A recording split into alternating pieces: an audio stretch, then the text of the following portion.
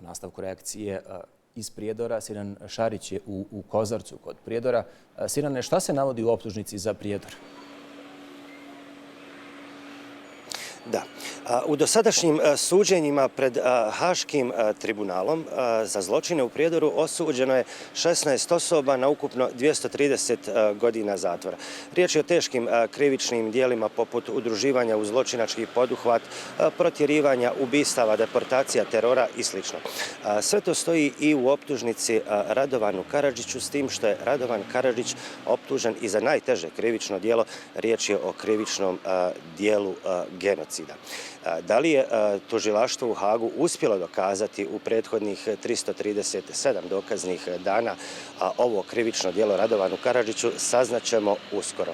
Ali faktografija, ratna faktografija Prijedora govori sljedeće. U Prijedoru je prema popisu iz 1991. godine živjelo oko 113.000 građana. Od toga negdje oko 50% Bošnjaka i Hrvata. Bošnjaka oko 44%, Hrvata negdje oko 6%. A prema izvještaju vojnih i policijskih struktura u Prijedoru 1993. godine je živjelo oko 96% Srba, što govori o tome da je za manje od godinu dana u Prijedoru ostalo živjeti svega 6% nesrpskog stanovništva. Kada je riječ o ovom slučaju, komisija UN-a koja je formirana 1993. godine utvrdila je da je to zapravo posljedica prije svega činjenice da je Prijedor bio grad logora. Osim tri najveća logora koja su postojala u Prijedoru, Keraterm, Omarska i Trnopolje, u Prijedoru su funkcionisalo još 49 logora kroz koje je za manje od 3 mjeseca prošlo više od 30.000 građana ovog grada. Sa suđenja Radovanu Karadžiću, kada je riječ o Prijedoru, ostaće u sjećanju rečenica kada je riječ o logorima, da se zapravo nije radilo o logoru, već da su to bili sabirni centri u koje su građani Prijedora mogli dolaziti i odlaziti kada su htjeli. Komisija za traženje nestalih osoba utvrdila je da je tokom rata u gradu Prijedoru, odnosno na području opštine Prijedor, ubijeno najmanje 3173 njenih građana. Mada neke agencije koje se bave također istraživanjem ratnih zločina tvrde da se radilo o znatno većoj brojci. U konačnici, Prijedor je grad masovnih grobnica. Možda je jedna od opština u kojoj je otkriveno najveći broj masovnih grobnica. Pomenimo Sušicu iz koje je ekshumirano 430 tijela. Ne treba zaboraviti ni grobnicu Stare Kevljane, ali i još 60 zajedničkih grobnica i čak 260 pojedinačnih grobnica na području opštine Prijedor. Posljednjih 20 godina grad, odnosno opština Prijedor, je jedan od simbola stradanja, odnosno zločina nad Bošnjacima u Bosni i Hercegovini. Bošnjaci su ti koji su najviše stradali u Prijedoru. Međutim, uslijed siline zločina i vjerovatno količine zločina zaboravlja se i činjenica da je grad Prijedor zapravo najveće stratište Hrvata u BiH entitetu Republika Srpska.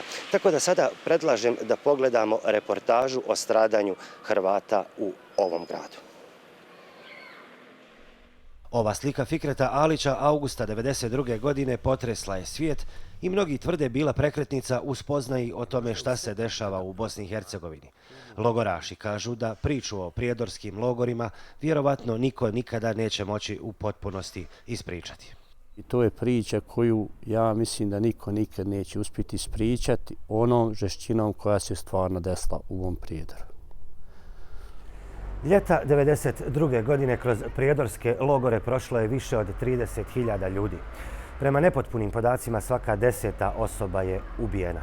Radi se uglavnom o Bošnjacima. Međutim, ono što se često previđa jeste činjenica da je Prijedor jedno od najvećih stratišta Hrvata u BiH entitetu Republika Srpska. Od 20. do 25. jula iz sela Briševo, 10 kilometara od Kozarca, u logore je odvedeno više od 1000 mještana Hrvata. Jedan od njih bio je i Božo Begić. Sjeća se hapšenja u Prijedoru, koje je bilo planski organizovano i pod kontrolom organa vlasti, što je u nekoliko presuda potvrdio i Haški sud. Pa čuj, kad sam došao, ja sam došao najprije u SUP, čekao sam tu da me primi nekakav inspektor, dočim njega nije bilo, bio na terenu i on meni jednom kažu sjedi u kolo, ja u kolo voze me, došao me tamo, jedna mala prostorija. Vidio sam tuče ljude, jedan je pokazivo, skido onaj košulju, palce su izredane po leđima, sve se vidi onaj. Ne smiješ reći ako rekneš onda si ti dobio, tako to. Neda Damjanović nije bila zatočenica, ali je svakodnevno gledala golgotu kroz koju prolaze njene komšije. Sjećam se svaku noć dovođenja na stadion ljudi s okolnih sela, maltretiranja, tuče, vike, plača, jauka, odvođenja svaku noć u logore, toga se sjećam. Ali najveća tragedija ove male prijedorske župe desila se jula 1992. kada su na kućnim pragovima ubijena 73 civila. U selu Briševu 67. Najmlađa žrtva imala je 14 godina. Sela su sistematski i potpuno uništena. To je bio genocid, nikome nisu bacili ni na koga kamen. Oružje nije niko imao. I ja ne znam šta bi se to drugačije nazvalo na genocid. Najmlađa žrtva se vidi koliko je bila i najstarija. Cijele familije su tu stradale. U Prijedoru su ubijena i 2 fratra, Tomislav Matanović sa roditeljima i Ivan Grgić. Donedavni i preminuli župnik Iljo Arlović bio je zatočen i o užasima je dugo godina svjedočio Nadi, koja i nakon njegove smrti održava obnovljenu, ali napuštenu crkvu u Briševu. Nju danas, osim na godišnjicu masakra, nema ko posjetiti.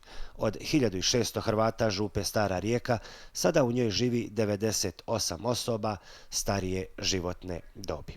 Sinan Šarić, Al Jazeera, Prijedor.